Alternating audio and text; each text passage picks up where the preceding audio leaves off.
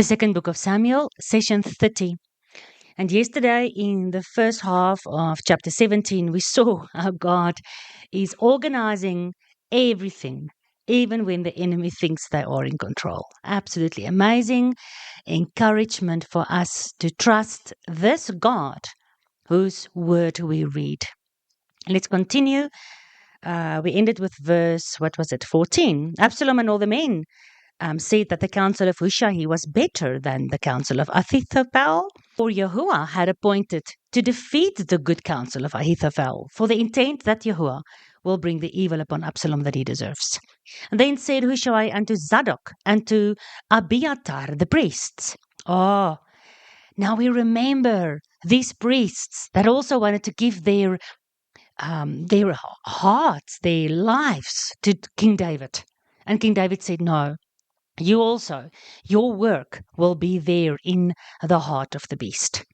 So Hushai and Zadok and Abiathar, they are now working together. Amazing.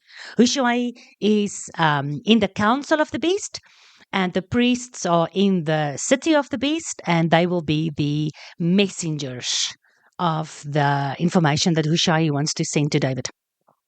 Thus and thus, Ahithophel counsel Absalom and the elders of Israel. And thus have I counseled. Now therefore, send quickly and tell David, saying, do not stay tonight in the plains of the wilderness, but speedily pass over. Otherwise the king might be swallowed up, and the people that are with you. Now Jonathan and Ahimaaz stayed by En Rogel, for they might not be seen to come into the city. And a wench went and told them, and they went and told King David. All right, beautiful. So Hushai tells Zadok. Zadok sends word to Jonathan and Ahimaaz, who is staying at En Rogel, not in the city of the beast. And he sends this very important life and death message through what is called in the King James a wench. What is a wench? It is a servant girl. And this always reminds me so much of the prostitute. You know, the one that was supposed to be killed in front of Yeshua's feet. But she ended up being the messenger when she came to the grave and it was empty. And Yeshua told her, go tell my disciples, I have risen. Absolutely amazing how servant girls, women, are being used in the kingdom of Yahuwah. Nevertheless, a young lad saw them and told Absalom. But they went both of them away quickly, and came to a man's house in Bahurim, which had a well in his court, where they went down. And the woman took and spread a covering over the well's mouth, and spread ground corn thereon. So the thing wasn't known. And when Absalom's servants came to the woman to the house, and they said, where is Ahimaaz and Jonathan? And the women said to them, oh, I've seen them gone over the brook of water. And when they had sought and could not find them, they returned to Jerusalem. Again, it's a woman. Remember when Sisera, who wanted to destroy Israel, came to Yael? It was a woman like Deborah prophesied that would save Israel. And here it is a woman, so clever. You know, she lets them go down in the well, and it reminds me of a pit without water, like Joseph went down. And like Yeshua wrote in the sand, and that reminds us of the prophet that said, write down their names in the sand that reject you, the source of living water. But God, through the blood of his covenant, will redeem those who are in a pit without water. Absolutely amazing. So this woman was very clever. She let them down, and then she put like a cloth over the mouth of the well, and then she put corn in there as if she was busy sorting out the corn. So when the guards came, what did they see when they looked into the well? Oh, look at all this corn. No, this whole well is full of corn. She's busy working with corn. So obviously the guys are not hiding here. Maybe it's like she said, they went over the river. And it came to pass, after they were departed, that they came up out of the well, and went and told King David, and said unto David, arise, pass quickly over the water, for thus has Ahithophel counselled against you. Then David arose, the king. Look at this in the prophetic. And all the people that were with him, that is us. and they passed over the Jordan into the promised land. You know, this whole thing is about the promised land. But the end day persecution will want to keep us away from the promised land. By the morning light, there lacked not one of them that has gone over the Jordan. This is the entry into the promised land, but in reverse. Because Jerusalem has fallen to the beast. But Yahuwah is with us, the king. King David is with us, and he will bring the scattered back. Satan uses you, but then when he is finished, he is going to discard you like a frot tomato. How the mighty are fallen, just like their king, the beast. Because when Ahithophel saw that his counsel was not followed by Absalom, he saddled his ass and he arose and he got him home to his house, to his city. And he put his household in order and he hanged himself and he died and he was buried in the sepulchre of his father. Reminds me so much. Ahithophel once was a trusted counselor to David, and he has turned his back on the king and he has joined the enemy for power, money, position, whatever. And he ended up hanging himself. Sounds a lot like Judas Iscariot, nah? He was once with Yeshua. Yeshua even washed his feet. And he turned his back on him for money, position, power. And he ended up hanging himself. So good luck if you are going to turn your back on Yeshua. You'll end up hanging on your neck. Then David came to Mahanaim, and Absalom passed over the Jordan, he and all the men of Israel that was with him. And Absalom made Amasa captain of the host instead of Joab, which Amasa was a man's son, whose name was Ithra, an Israelite, that went into Abigail, the daughter of Nahash, sister to Zeruiah, Joab's mother.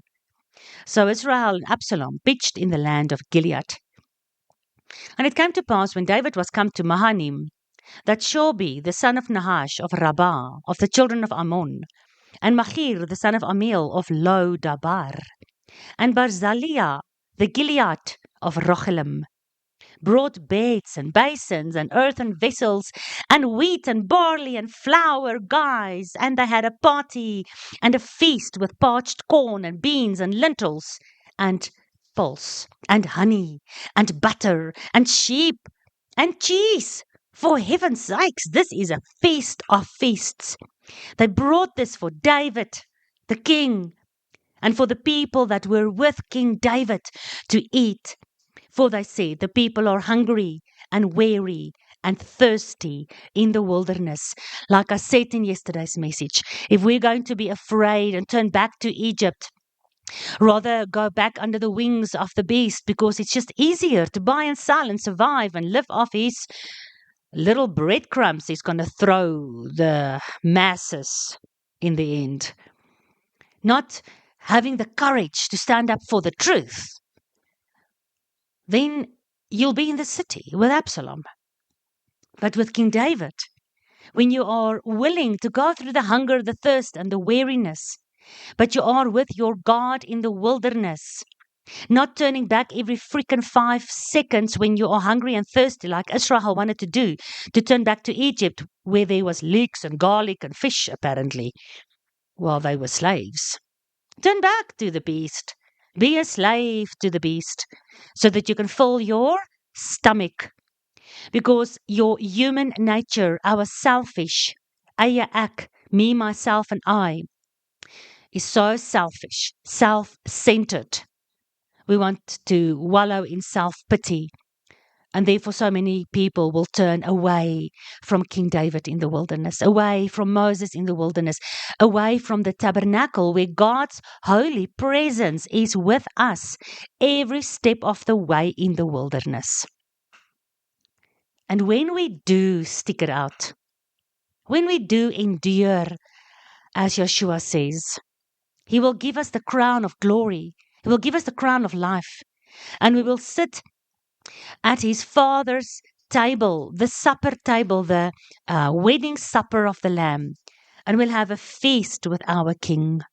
How amazing, amazing can we see the repeating cycles in His Word. So remember, Yahuwah is encouraging us. In chapter 16, verse 1, David went over the top of the hill, and Ziba, the servant of Mephibosheth, met him with asses, and 200 loaves of bread, and 100 bunches of raisins, and 100 summer fruits, and a bottle of wine. And Ziba said, Your man is faint in the wilderness. Let them eat and drink. So before our wilderness journey, God gives us a feast. It might not be for your stomach, but the oil, the wine, the bread, everything that comes out of His word that we can understand on so many spiritual levels. The wine, the doctrine, the bread is the word. The raisins is sweet. The honey is the Torah. The wine is the blood of Yeshua. The bread is His body. All these things He gives us to eat so we can be strong for this wilderness journey. And when things start seeming difficult, and we listen to the counsel of God, the people that God sent us to help us in these end days, to teach us, to tell us what to do. Like He sent Hushai and Zadok and Jonathan and the servant girl. He got them in their places, holy, set apart, exclusive, specifically for a time such as this. You are placed in a position where you are so that you can serve the kingdom at the end of the day, and you can join in this amazing feast. I mean, it's wheat, barley, flour, corn, beans, lentils, pulse, honey, butter, sheep, cheese. Listen, I want to sit at this feast. But you're not going to sit at this feast if you have eaten from the tree of knowledge, or when you are hanging and your feet are dangling because you've turned your back on Him, or when you have chosen Absalom for position, power, and because you are afraid. You rather go with the masses and you go with the government, and you are willing to turn your back on the one you know is the right king. This feast is for those who endure the wilderness. And I find it quite, what is the right word? I don't know. God has a sense of humor. I don't know. God is sarcastic towards the enemy. I don't know. But yeah, the false counsel Hushai gave to Absalom in verse 9. Behold, David is hidden in some pit or some other place. And these two men that was loyal to King David, Jonathan and Ahimaaz, they were hiding in a pit, in a well. I just find these things so intriguing. There's a reversal of the plans of the enemy, hey? Okay, I would like us to go through a bit of these beautiful prophecies in the Hebrew. Remember what Hushai means. Hushai, who is in the secret, working for the kingdom of King David. Hushai, Husha, in the Hebrew, Hush, means to hurry, to be eager with excitement, to be ready with enjoyment, and to make haste. Ooh, wasn't Hush or Hushai in a hurry and eager with excitement and ready to serve King David, and in a hurry to bring his message to these two men that was waiting for him outside the city. And remember now, he sends word to Zadok, and Zadok in the Hebrew is righteousness. It's a primitive root to make right in a moral sense, to cleanse, to clear, to be justified, to turn to righteousness. And of course, he spoke to Hushai, spoke to Zadok and Abiatar.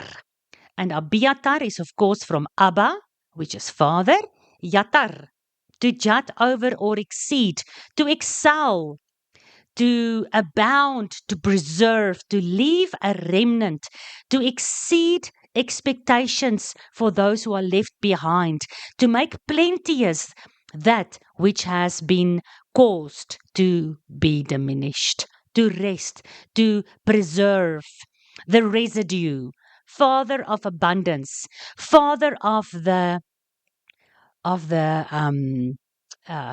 remnant. Sorry, there we go. Abba, Abiatar, father of the remnant. All right, so, and now we are those two guys.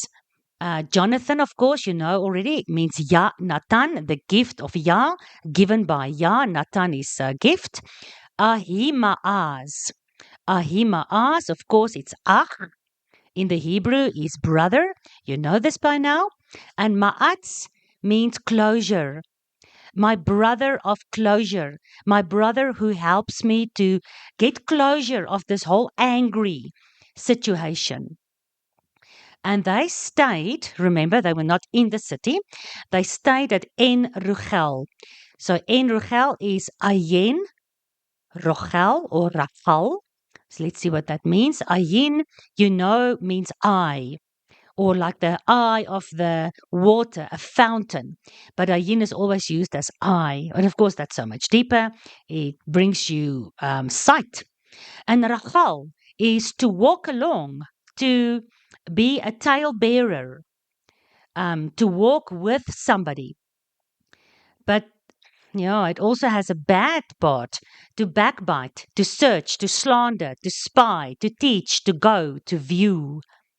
So they stated in Rugal, Ayin, the eye of the one who is walking along and spying. But in this case, where they are staying is prophetic of these guys slandering, backbiting, walking away from the beast and spying on the beast. To walk with the truth. Their eyes are open to the truth. They know who the true king is. And they are staying at En Ragal because Ayen, their eyes have been open. And they choose to ragal, to slander and to backbite and to walk away and to spy out against the enemy. I love going into the Hebrew. All right, so there was a lot of other names. Let me just run to them. David came to Mahanaim. Mahanaim is like a double camp. Love it because it always reminds me of the restoration of the two tribes, the house of Judah and the house of Israel. So this is a double camp. Great. It's an army, dancers, angels, cattle, stars, sacred courts, hosts, tents, a battle camp, a company, but it's double. That's wonderful. That is where King David comes from, because that is who he is king over. And then what was this? Absalom made Amasa captain of the host of Joab, and this man was from Ithra, the Israelite, and he went into Abigail, the daughter of Nahash. I don't know what all that means. All right, but I want to go to the names of these beautiful people. Shobi, when in verse 27, when David was come to Mahanaim, Mahanaim is double camp. That's Shobi, the son of Nahash of Rabbah, of the children of Ammon, and all these other names. These guys then brought the beds and the wheat and the barley and the cheese and all the lovely stuff for the feast. So, Shobi, what does your name mean? It is to transport into captivity, to bring away, carry away, lead away, take away, captive, drive, take away, drive away. So, Shobi you see, this is now the thing. This is maybe why we need to understand the previous sentence, where Absalom is now causing this family to intermarry and is kicking Joab out of his council, and is bringing this other guy, Amasa, in. And Shobi, although his name means the scattering of the lost tribes, he's again, like David and all the people that was with him, passed over the Jordan out of Jerusalem. It is the regathering in reverse. But while his name is the scattering and not the regathering, he is bringing a feast to those who are gathered with David. So Shobi is the son of Nahash. Nahash makes me think of the serpent, Nahash. So yes, Nahash, a snake, from the hissing sound, a serpent. So the scattering is, of course, a serpent victory. The serpent thinks he's victorious when he can scatter all the people away from King David. But in this case, the people he thinks are working with him are actually bringing a feast and helping David's men with their hunger and their thirst. So Shobi, the son of Nachash of Rabbah. So what is Rabbah? Rabbah means great, abundant. So yes, they are maybe the scattering of the serpent, but they are bringing the abundance to the double camp for David and his men for his regathering. And Shobi, the son of Nachash of Rabbah, of the children of Ammon. Ammon, of course, is from the Ammonites, and they are the children of Lot when he slept with his daughters. So Ammon, the root word is which of course means people, huge amount of people, the people of the world, basically. Apologies. Children of Ammon and Machir. So who's Machir? Machir is the son of Amiel. And Machir means, the root word is makar, and it means to sell, to merchandise, to sell your daughter into marriage or slavery. Makes me think of the scattering, how Israel, the wife, became a whore and she was sold into slavery. Oh, shame. This whole beautiful wedding story of the Bible is locked up in the names of these people that are now working with David in the regathering and serving King David. Machir is the son of Amiel. And Amiel, I can somehow hear the two words, El, the people of El. Because means people and El means Yahuwah. Ah, lovely. Machir, you want to sell, or your name means to sell the people of El, but you are the son of Amiel, which confirms we are the people of El. Even if we are scattered, we will be regathered. And Amiel is of Lo Dabar. And I know what Lo Dabar means. Lo means no. Dabar means word. So Lo Dabar means no word. In the scattering, yes, in the serpent scattering, going out of the covenant, of course there is no word of God, no Shema, no listening. But even though his name is Lo Dabar, he's bringing a feast to King David, and his name is no longer who he is. And then we also have Barzillai. Barzillai. Oh, lovely. Look at this. It's from Barzel, the root for iron. When you heat iron, so you can make implements, God can fashion and form us like hard iron that he can heat up and make soft. And Barzilia is a Gilead. It's from Gilead. Gilead means, I don't know, a region of the east of Gibeon. All right. The last name is Rochelim. Rochelim. Rochelim Fullers. Fullers. As tramping the cloth in washing. Oh, wow. From Rachal. The same root word as what was that other guy's name? Rachel. It has the root word of to lead about, to backbite, to search, to slander. But in the Rochelim position that this word is, it's like a fuller. And a fuller is somebody who washes with soap. The soap of the fuller. The fuller is washing with soap. He's trampling the cloth in washing. Like the women, they full the cloth with soap, and then they put it into the river, and then they step on it, they trample the cloth. That's how they washed it. They didn't have washing machines like we do today. So yeah, you can sort it out for yourself. You can write these meanings of these names down, and you can see such a deep, amazing meaning in the negative side and in the positive side. And now the negative side turns over to the positive side, because these guys are all joining in the end day feast with King David and all his men, who are, it seems, in a reverse of regathering. But yet, as we left Egypt and we were wandering in the wilderness, and everyone thought, are we going to make it? Our God was with us. He gave us a feast every single day, manna, water, everything we needed. But he also allowed us to suffer hunger and thirst to see if we are going to trust him. So let us suffer the hunger and the thirst of our wilderness journey in the end days. and Lodabar and Zeruab and Nachash and Shobi and all the people that we witness to, that sees our testimony of our endurance and our loyalty, will maybe turn in their ways and come and join us. And we know we have good friends, even in the palaces of the kings, even in the deepest temples of the religious system. We might have people that God placed there. We'll be okay. It's going to be difficult, I know. But you know what? I think we'll be okay in this end day wilderness journey.